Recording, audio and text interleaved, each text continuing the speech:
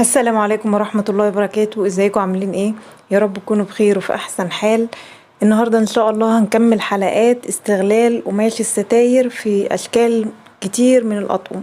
فالنهاردة باذن الله هنشوف الخدادية دي بتتعمل ازاي.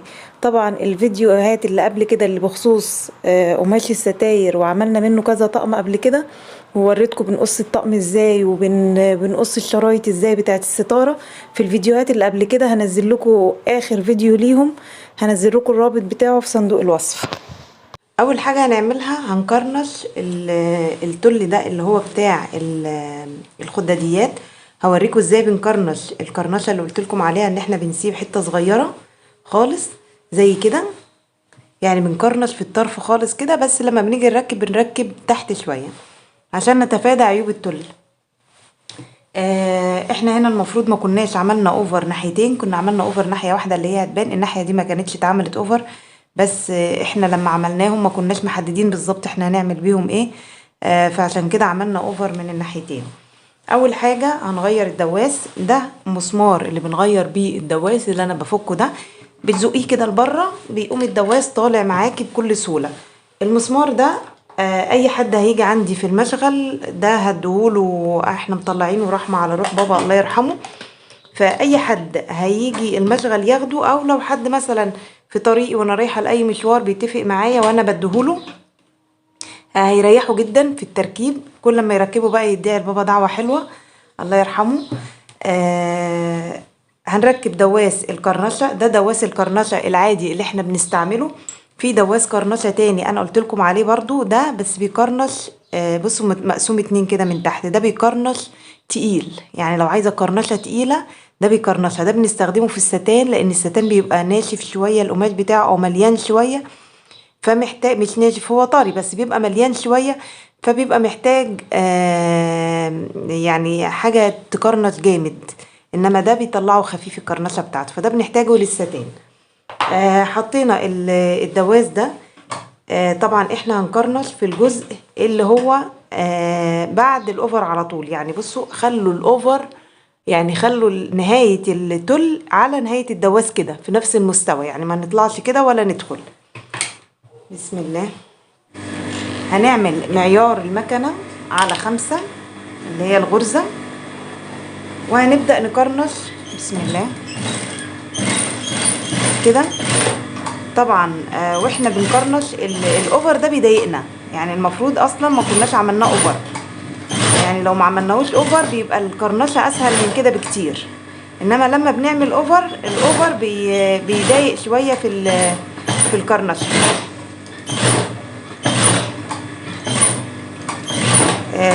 كرنشه التل ده مش زي اي قماش عادي، يعني اي قماش عادي لما بتيجي تكرنشيه بتلاقيه بيجري كده معاكي، انما التل ده يعني ايه محتاج شويه، خصوصا ان هو بتمشي حته وتلاقي تطريزه، تمشي حته مش قماش سلس كده تحت ايديكي، او تل حتى ما فيهوش تطريز فتلاقيه بيجري تحت المكنه، لا، عشان التطريز ده بتلاقيه بيعكس شويه في المكنه. بص انا ماسكاه من هنا عشان لو سبته بيجري كده اهو التل. بصوا الكرنشه، طبعا اي كرنشه بتكرنشيها في التل ده سواء خفيفه او تقيله ما بتفرقش قوي، لان هو عشان التل مش طري فبتلاقيه بينفش بسرعه. بصوا يعني انا مكرنشه كرنشه خفيفه، بصوا ونافش ازاي. هنا في الفواصل دي بقى بعمل ايه، بقوم جايه كده، المفروض قبل ما اوصل للفاصل ده بقوم تانيه القماش كده تانيه كبيره، بحيث وهو لما بنيجي نركب على القماش الفاصل ده ما يبانش، يعني ما يبانش ان احنا عندنا وصله في القماش. دي معلومه مهمه جدا، لان احنا لما بنيجي نركب التل ويبقى فيه وصله وباينه كده شكلها بتبقى وحش قوي. بصوا الوصله لما بتيجي بقى استني همشي كده حته صغيره تاني عشان اوريها لكم.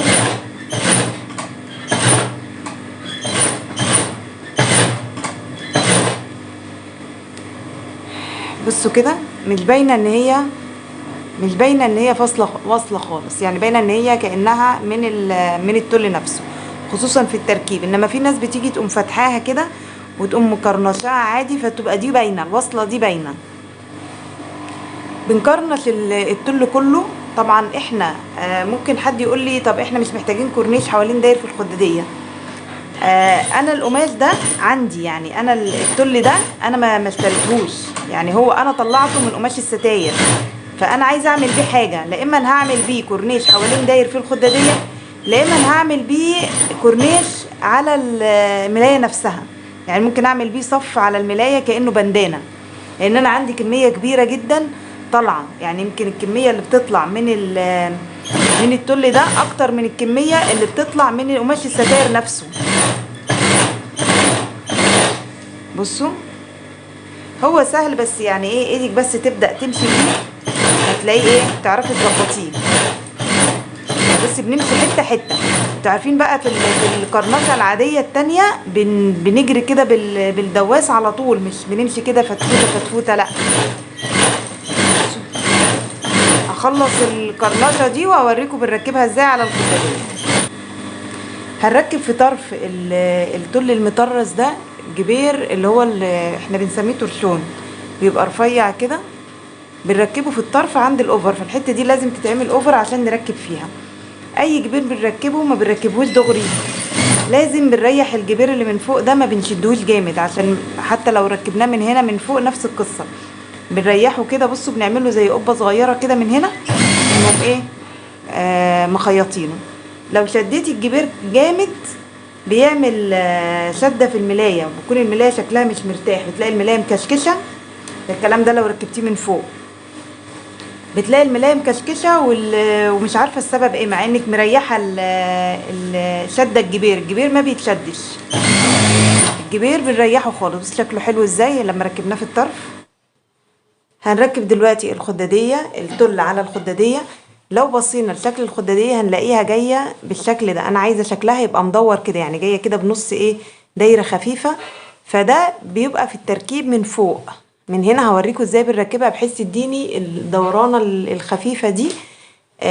قبل ما نركب التل ده، طبعا احنا ركبنا له الجبير زي ما قلت لكم، هنمسكه من هنا بعد ما نركب الجبير ده، غير جبير الورد، لان جبير الورد بنركب بعد ما بنتني من الجناب عادي، انما ده لا، عشان الحته دي ناخدها معانا في التانية، فبنركب الجبير الاول وبنكرنش، وبعد كده بناخد الحته دي كده وبنقوم تانيينها من الجناب من هنا ومن هنا.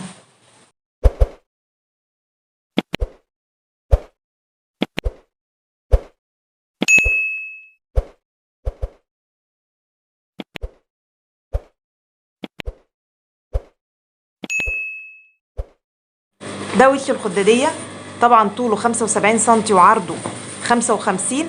باجي في الحته اللي هي 75 اللي هي دي، وبقوم قسماها كده بالنص عشان اعمل علامه عندي.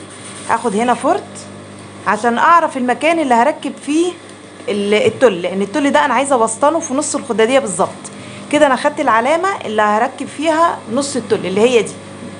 هاجي بقى التل اهي بعد ما تنيتها من هنا من ناحيتين، بقوم حطاها كده، طبعا ركبت لها الجبير، بقوم حطاها كده واقوم قسماها بالنص عشان اعرف هركبها هنا بالظبط. يعني دي ايه، النص بتاع التل مع النص بتاع الخداديه، ده كده علامتي. اجي اقوم ماسكاها كده وزي ما هي كده. بصوا انتوا حتى للشكل بتاعها هتلاقوها لوحديها راحت عملت من هنا. بصوا من فوق من هنا هتلاقوها راحت دي طلعت شويه، ودي نفس الحكايه طلعت شويه، يعني ما بمسكش كده ده واقوم مخيطاه هنا مع ده. لو خيطتيه مع ده هتيجي راميه كده، انما انا عايزاها تيجي منفوشه كده نص دايره، فدي هتلاقيها طلعت كده، ودي نفس الحكايه هتلاقيها طلعت كده.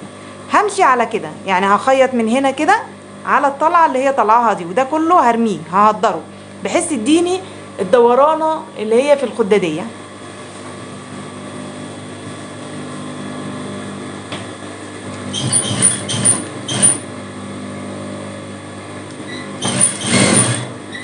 طبعا واحنا بنركب التل على القماش بركب تحت القرنشه اللي انا قرنشتها، ما بركبش فوق يعني على القرنشه نفسها، عشان التل ده بيقطع، يعني بيتفك الخيط بتاعه وتلاقيه راح اتقطع.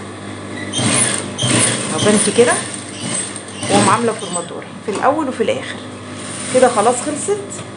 هي دي التركية الوحيده اللي في الخداديه عشان تديكي الشكل اللي هو النص دايره ده.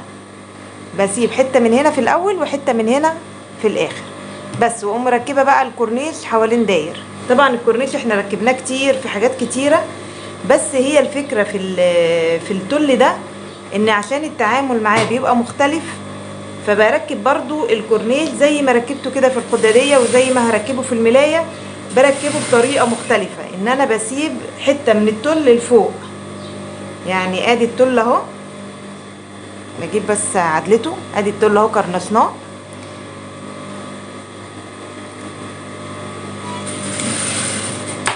ادي التل اهو كرنشناه.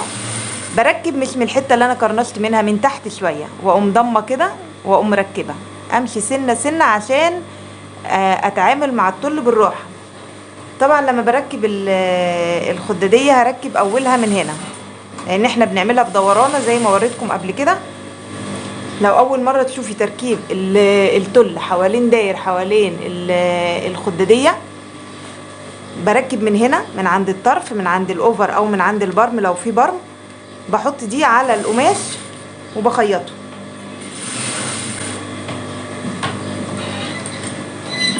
بعد كده بكشكش انا بايدي كده لحد لما اوصل لحد اول الكرنشه اللي هي دي، لحد لما اوصل لاولها بكرنش دي كده بايدي عشان تديني دورانه.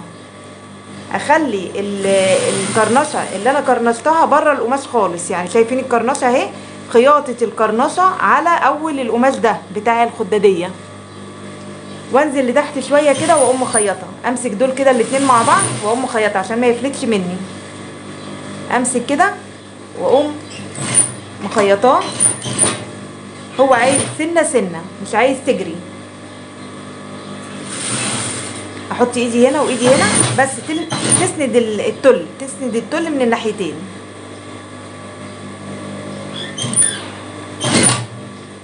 لحد لما اخلصها وهوريكم القفله بتاعتها برضو هنقفلها ازاي. بس هنا في الدورانات دي هوريكم بندورها ازاي الخداديه. انا قلتها كتير بس هعيدها تاني. بننزل هنا قبل الاخر بشويه، بنزل بالابره واقوم لفه القماش معايا اللي هي الخداديه، واقوم ماسكه التل ده واقوم لفاه كده، وازود حبه يعني ازود الخياطه هنا في الاطراف، واقوم مكمله عادي خالص زي ما انا شغاله لحد لما اخلصها. بصوا ده الاوفر، الكرنشه اللي احنا عاملينها اهي بره، احنا خيطنا تحت. ده كله هناكله بالاوفر، يعني مكنه الاوفر هتخيط الحاجات دي كلها. اخر حته في الخداديه اللي هي قفله الكورنيش دي البدايه بتاعتي. اجي هنا في النهايه اوصل برضو، امشي كده عليها، هي عشان برضو التل خفيف فباينه قوي. دي كده هقف لحد البدايه بتاعتي، يعني انا ابتديت هنا في دي هقف في الحته الاخرانيه دي على البدايه، واقوم ماسكه القماش ده واقوم لفاه. انا عايزه الفه كده بحيث يديني الدورانه دي، دورانه كده ودورانه كده، وانا بلفه بقوم مكرنشاه كده بايدي. يعني ايه، اقعد ازق كده الشريطه دي عشان تتكرنش. بصوا كده، يعني انا عايزه تيجي لحد هنا.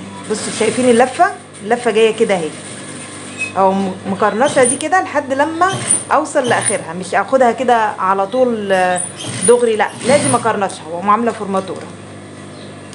اقص الحته دي لما تيجي بقى تعدليها بتديكي، بصي الدورانه دي واحده جايه كده وواحده جايه كده، القفله بتاعت الخداديه.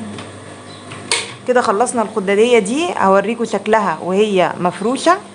يا رب تعجبكم ويكون موديل جديد وتصميم جديد مختلف.